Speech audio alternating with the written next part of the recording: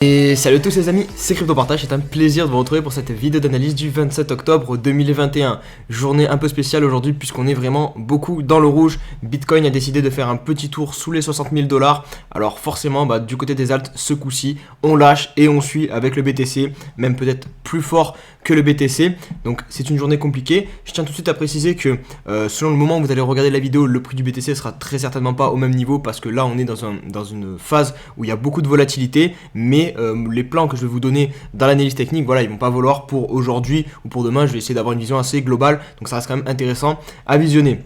Donc un BTC aux alentours des 58 800 $, on mange sur la vidéo. Ethereum qui essaie de tenir le support psychologique des 4 000 $. Et du côté des alts, comme je vous l'ai dit, on corrige quand même pas mal fort. NIR qui nous fait un moins 15%, 11 $, Sol sous les 200 $.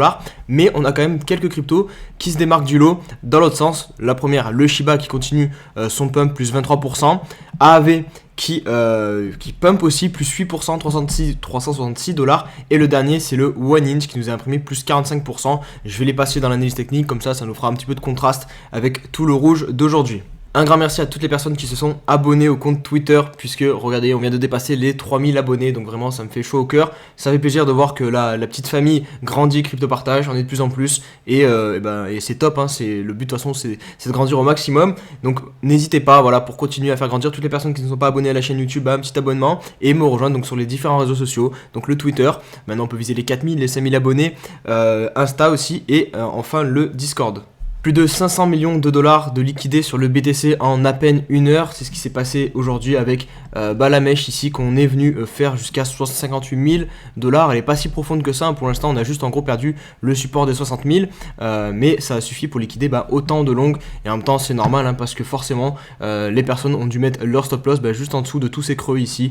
Donc voilà, ils sont passés ici et hop, on les liquide, on coupe leur position. Et eux, voilà, c'est réellement de l'argent perdu. Parce qu'à la différence du spot, donc le spot c'est quand vous achetez réellement vos crypto-monnaies, enfin après ça dépend si vous les sortez de l'exchange Binance parce que sinon elles ne vous appartiennent pas vraiment, mais en tout cas quand vous achetez sur le spot, vous n'êtes pas exposé à ce genre de liquidation. Par contre quand vous achetez par exemple notamment en levier, là vous avez un prix de liquidation et c'est ce qui se passe ici, les personnes se font liquider et donc ne revoient plus jamais leur BTC. Petit point sur un petit peu de psychologie que je vous répète en plus très souvent, je pense que vous n'allez pas être étonné hein, si vous suivez régulièrement les vidéos, tout le temps je vous dis que je préfère acheter les supports que les cassures de résistance et c'est uniquement pour des cas comme ça où quand par exemple hier il y a eu énormément de breakout hein, sur les altcoins notamment, et d'ailleurs je vais vous le montrer dans l'analyse technique, on a eu beaucoup d'altcoins qui ont cassé leur résistance et que du coup on aurait pu payer, mais là c'est un fake out puisque derrière hop on se mange une grosse correction et ça réintègre la résistance, ça repasse sous la résistance et moi c'est pour ça que je préfère largement payer les supports pour éviter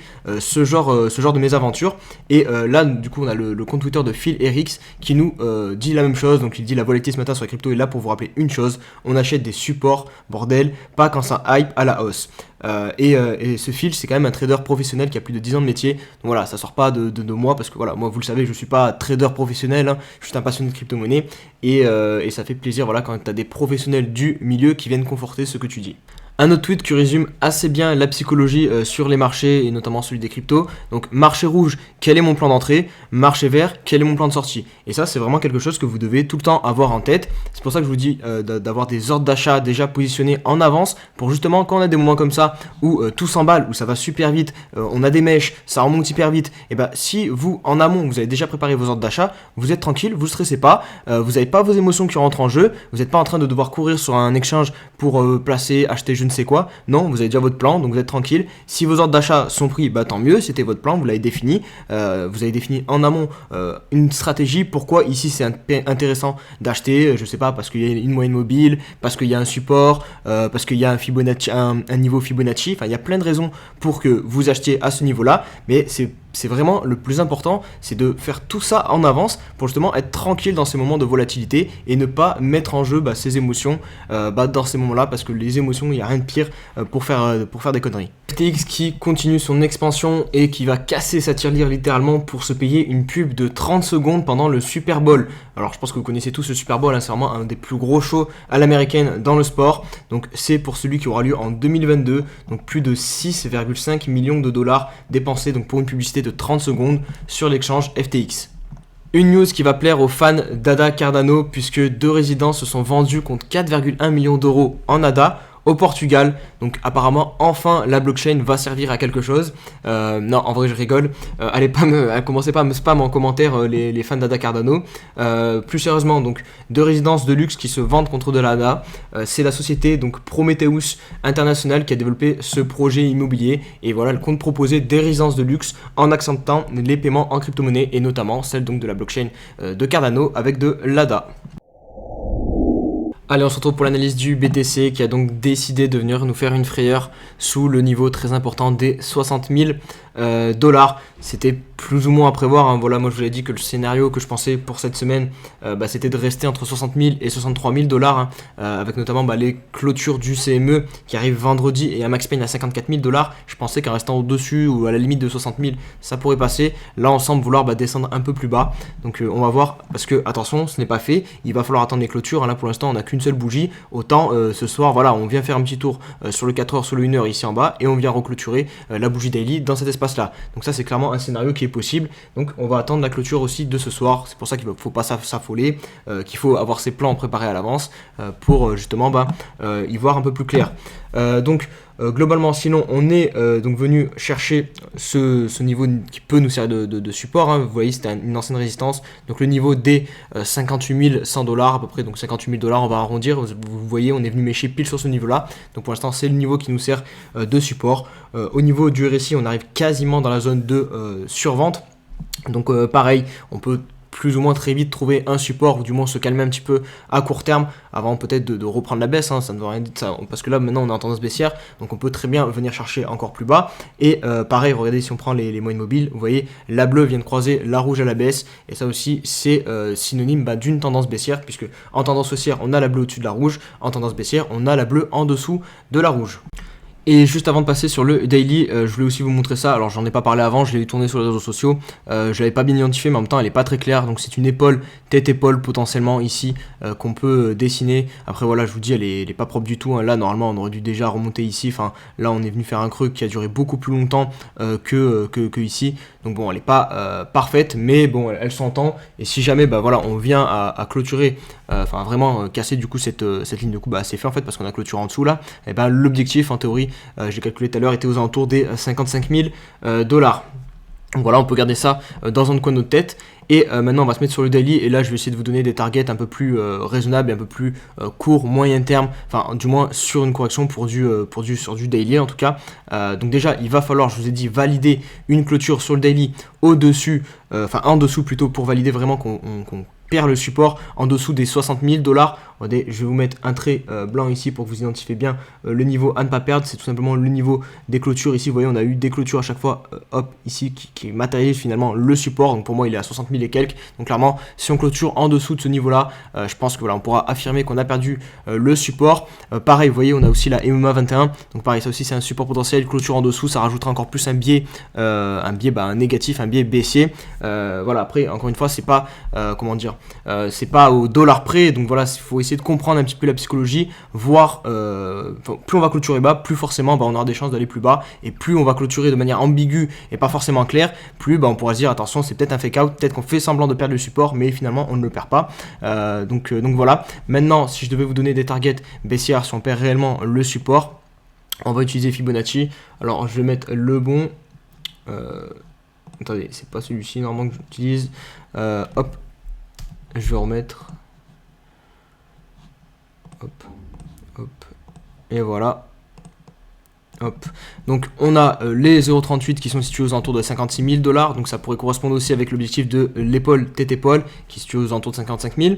On a l'AMA 50 et le niveau 0,5 de Fibonacci qui pour moi sont la zone qui pourrait être la plus logique si vraiment on venait à chercher à faire peur à beaucoup de personnes, revenir sur les 52 000 dollars qui correspondent aussi à l'ancien point haut ici. En plus de ça, voilà, ça pourrait correspondre au max pain qui est à 54 000. Donc voilà, un petit retour rapide sur cette zone-ci, c'est clairement quelque chose qui est possible avant de repartir. Ça ne remettrait pas du tout en cause la tendance haussière sur le weekly. Donc c'est une correction qui serait saine dans un espèce de drapeau finalement. Regardez, hop, ici on peut le dessiner dans une espèce de figure comme ça. C'est souvent comme ça qu'on corrige. Hop, vous voyez, ici par exemple c'est exactement ce que l'on avait fait. Regardez, hop, un espèce de drapeau. et voilà, et ensuite on casse à la hausse. Donc là on va peut-être voilà, faire la même chose, si ce n'est qu'une petite correction court terme, descendre comme ça, et hop, ensuite réussir à repartir pour le mois de novembre.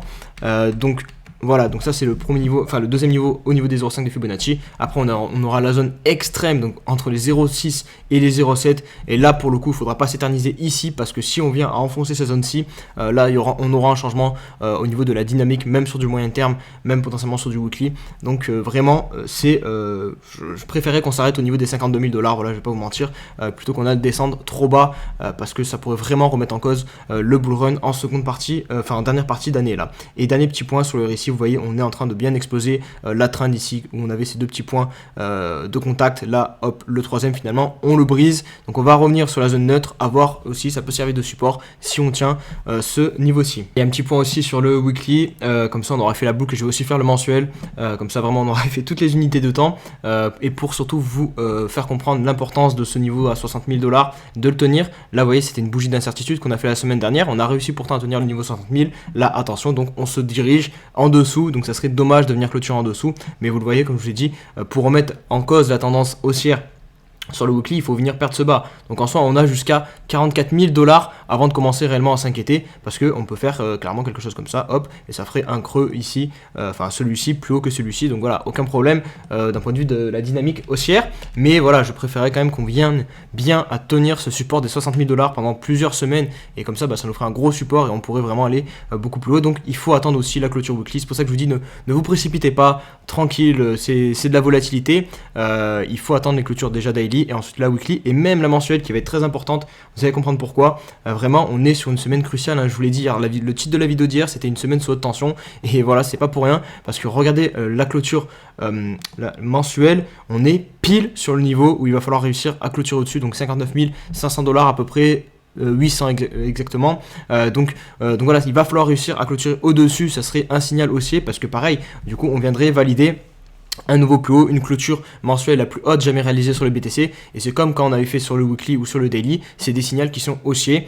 et là, vu la puissance de l'unité de temps en mensuel, ça serait très positif de réussir à clôturer en dessous, au-dessus, pardon. Par contre, si on clôture en dessous, pour le coup, voilà, toutes les personnes qui nous parlent de ce fameux scénario en double top, en M, regardez, hop, ici.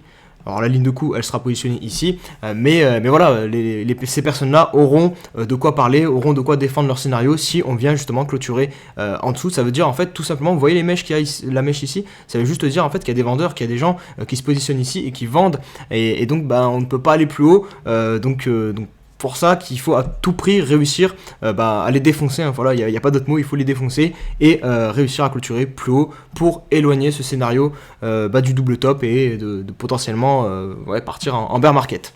Allez, on va passer aux altcoins. Je vais essayer de faire assez rapidement pour pas que la vidéo soit trop longue, puisqu'elle est déjà quand même pas mal assez. J'ai pas même parlé sur le BTC. Donc la market cap BTC dominance, ce qui est très intéressant, c'est que finalement on n'est pas sur une bougie rouge ou une bougie blanche sur mon graphique sur cette BTC dominance. Donc les altcoins en fait résistent mieux là à cette baisse du BTC. Donc c'est cool. Et on le voit notamment avec Ethereum, qui lui n'a pas perdu son support majeur le plus court terme, qui est à 3950 $. Vous voyez, on est toujours compris dans ce range entre 4004 et 3950. Donc ce qu'il faut surveiller, c'est clairement une clôture en dessous de ce niveau-ci, donc 3950 $.